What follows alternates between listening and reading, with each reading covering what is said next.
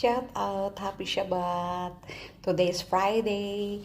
Then, nandito po ako sa work. So, mag-short video lang ako. Palalahanin ko lang. Yung nagsabi kay Bunso na tipyas soso, siya po yung tipyas tinggil. Kasi pumupunta po sa Sukmed, naghahanap ng lalaki para asinso. Oy, day, magsumikap ka. Kasi yung tinggil mo, gas-gas na, tipyas na. Kaya wag mong tirahin si Bunso. Bakit? Nakita mo ba na natipyas yung yung suso ni Bunso? Pues, hindi ko rin nakita yung tinggil mo, day. Pakbet. Ha? Pinakbit na tinggil, na gas-gas na.